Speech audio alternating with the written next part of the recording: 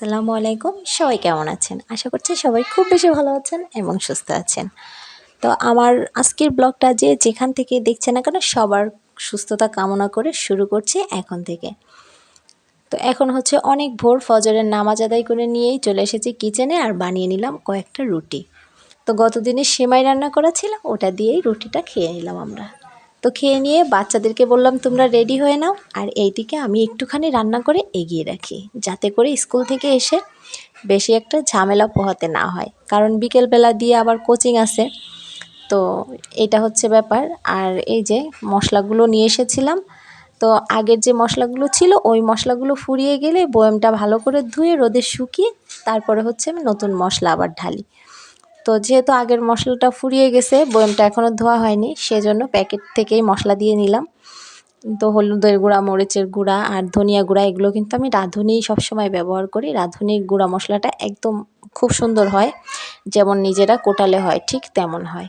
আর এই তো এদিকে কথা বলতে বলতে কিন্তু আমি রান্না করে নিলাম মাছের কলিজা। তো মাছের কলিজাটা পেঁয়াজ কাঁচামরিচ দিয়ে একদম এরকম ভুনা ভুনা টাইপের করলাম।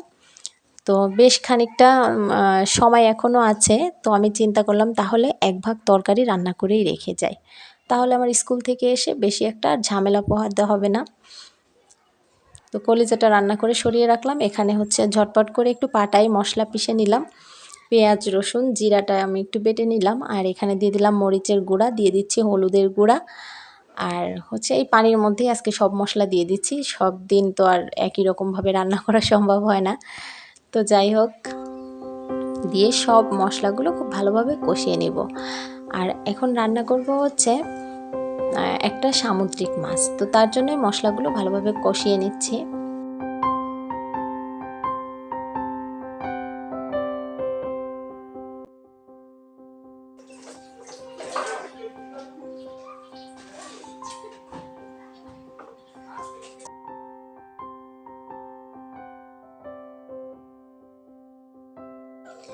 এই তো এখন মশলাটা ভালোভাবে কষিয়ে একটু পানি দিয়ে দিয়েছি, পানিটাতে বলক উঠে গেছে, এখন মাছগুলো দিয়ে দিচ্ছি। আর যেহেতু সামুদ্রিক মাছ, তো এই মাছগুলো কিন্তু কষিয়েই রান্না করে থাকি বেশিরভাগ টাইম।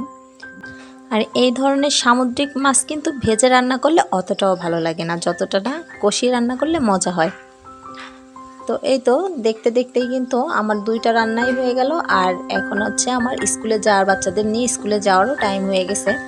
তো যাই হোক, দুইটা রান্না কমপ্লিট করতে পেরেছি, এসে আর তত একটা ঝামেলা হবে না, ভালোই হলো।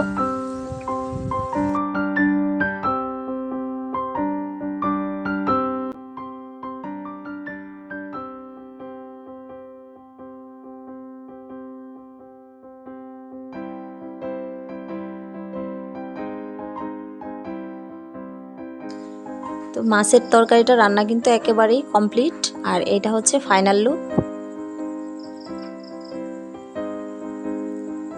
তো যাই হোক, এখন স্কুল থেকে এসে আবার হচ্ছে ক্যামেরাটা অন করে নিলাম। তো ভীষণ খিদে লেগে গেছে, যেহেতু হেঁটে গেছি, হেঁটে আসছি। তো সকালে তো রুটি খেয়ে গেছিলাম অনেক ভোরে, তখন হচ্ছে 7টার আগে আমরা নাস্তা করেছি, প্রায় 6:30টার দিকে নাস্তা করেছিলাম। তো এখন হচ্ছে বাজে প্রায় 9:30। বাসায় এসেছি, এখন অনেকটা খিদে লেগে গেছে। এখন হচ্ছে আমরা ওই ভাত তরকারি যেটা রান্না করে রেখে গেছিলাম ওইটাই এখন খেয়ে নিচ্ছি।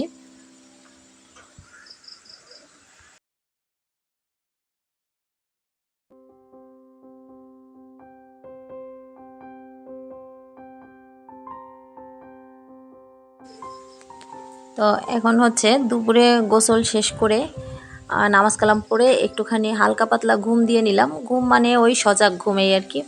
তো দিয়ে যেহেতু তরকারি সকালে খেলাম, দুপুরে খেলাম, এখন বিকেলের জন্য একটু তরকারি রান্না করা লাগবে। আর কালকে সকালে বিকেলে যখন রান্নাই করব, তো চিন্তা করলাম একটু বেশি করেই রান্না করে নিই, কালকে সকালে কিছু ভাত থাকলে তরকারি দিয়ে খাওয়া হয়ে যাবে। সকালে ভোর ভোর একটু ভাত খেয়ে গেলে তাহলে আর এসে মানে বেশি একটা খিদে লাগে না। তো ভাতের সমান কি আর আছে ভাত খেয়ে গেলে একটু ভালো লাগে, আর বাচ্চাদেরও শরীরটা ঠান্ডা থাকে।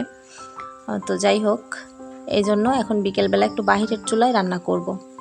চুলাটা আগের যে চুলাটা ছিল, একটু ডিজাইন করে জিকগুলো তৈরি করেছিলাম, সেই চুলাটা কিন্তু অতটা ভালো জ্বলতো না। তো সেই জন্য সেই চুলাটা ভেঙে, মানে শুধু ঝিকের ওই সাইডটা ভেঙে আবার এরকম 3 কোণায় 3টা ঝিক দিয়ে নিয়েছি, এখন বেশ ভালো জ্বলছে। তো যেহেতু নতুন করে কাদা লাগিয়েছি, ফাটল ধরেছে, আবার একটু লেপার দরকার। তো যাই হোক, এখন আগে কাজটা সেরে নিই, রান্নাটা সেরে নিই। তো ভাবলাম যেহেতু স্কুল থেকে চলে এসেছি আর বিকেলে আজকে তো আর কোচিংও নাই, তো সেই জন্য আর কি রান্না করে নিচ্ছি মাটির চুলায়। বাহিরে বসে একটু সময় গেলেও ভালো লাগছে, বাতাসে বসে রান্নাটা হচ্ছে, আর ঘরটাও গরম হবে না। বিকেলবেলা ঘরের মধ্যে রান্না করলে আর রাতে আর মানে অবস্থা খারাপ হয়ে যায়। একে তো ছাদ গরম হয়ে সারা রাত ছাদের গরমটা ভিতরে নামে, সিলিং ফ্যান তো মানে চালানোই যায় না, এরকম একটা অবস্থা। তার মধ্যে যদি আবার রান্না করা হয়, মানে ঘরটা পুরো গরম হয়ে যায়।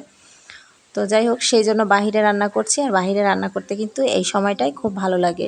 যেমন এখন হচ্ছে বাহিরে রোদ নাই তেমন একটা, আর বেশ একটু বাতাস আছে। তো এখানে রান্না করছি ট্যাংরা মাছ দিয়ে, আলু বেগুন দিয়ে, আর একটু আমের টক দিয়ে। ছোট যে আম আছে গুটি আম, সেই গুটি আমের টক দিয়ে একটু তরকারি রান্না করব। এই তরকারিটা কিন্তু ভীষণ ভালো লাগে এই চৈত্র বৈশাখ মাসের দিকে, মানে যখন প্রচণ্ড গরম থাকে তখন একটু পাতলা ঝোলের টক দিয়ে তরকারি রান্না করলে বেশ ভালো লাগে।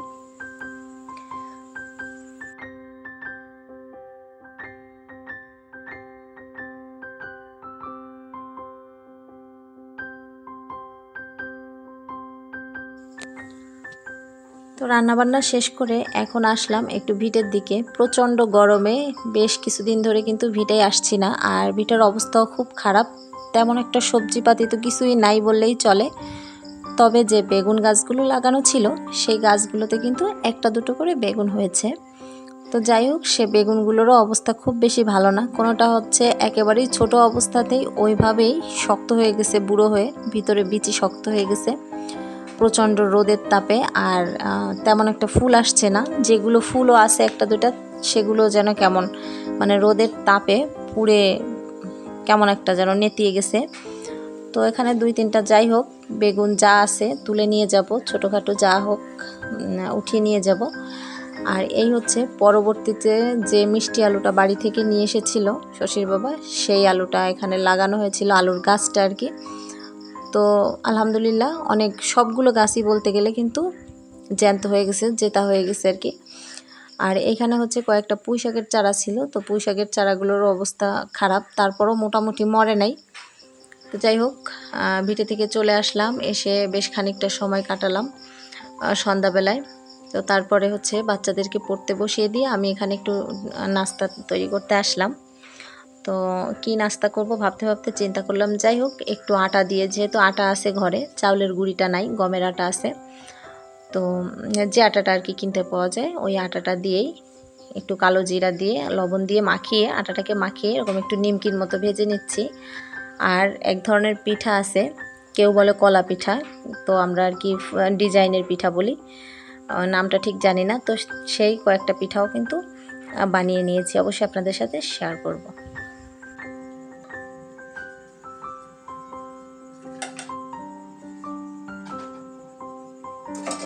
তো এই হচ্ছে সেই পিঠাগুলো।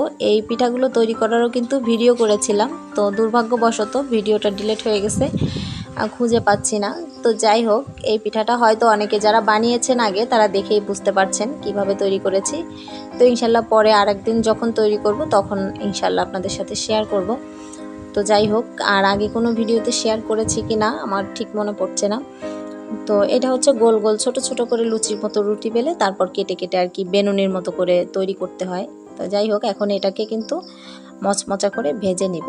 আর এই আটার খামিরটা কিন্তু একদমই সিঙ্গারা চামচা যেরকম করে, মানে সিঙ্গারার খামিরটা যেভাবে তৈরি করা হয় সেম সেরকম করে খামিরটা কিন্তু তৈরি করে নিতে হয়। তো একটু আমি বাদামি কালার করে অল্প আছে মানে মিডিয়াম আছে বাদামি কালার করে বেশ খানিকটা সময় ধরে ভেজে নিব, যাতে করে ভিতরে কাঁচা না থাকে এবং পারফেক্টলি ভাজাও হয়ে যায় আর মুচমুচাও হয়।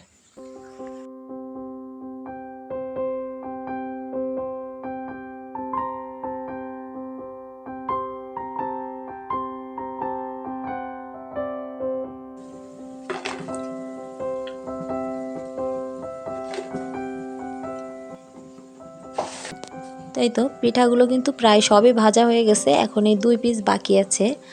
আর এই পিঠাগুলো কিন্তু এই ধরনের পিঠা বা সিঙ্গারা তৈরি করলে যে এক্সট্রা একটু লাস্টে কিন্তু একটু খামির থেকে যায়, তো সেই খামিরটা দিয়ে আমি চেষ্টা করি একটু লুচির মতো বেলে হচ্ছে লুচির মতন ভেজে একদম মশমশা করে নিমকির মতো করে আমি রেখে দিই। আর রেখে দেওয়ার কারণ হচ্ছে যখন বাচ্চারা হুটহাট করে চটপটির বায়না করে তখন কিন্তু চটপটির জন্য আলাদা করে নিমকি ভাজতে গেলে অনেকটা সময় লাগে, তো সেই সময় অনেকটা কাজে দেয়। আর এই তো পিঠাগুলো ভাজা একদম কমপ্লিট, আর একটু চিনি শিরা করে এর উপর থেকে ছড়িয়ে দিয়েছি। একদম রেডি নাস্তা। এখন হচ্ছে নাস্তা করে নিব সবাই, তারপর বাচ্চাদেরকে নিয়ে পড়াতে বসে যাব। তো সবাই ভালো থাকবেন, সুস্থ থাকবেন। দেখা হচ্ছে নেক্সট ভিডিওতে। আল্লাহ হাফেজ।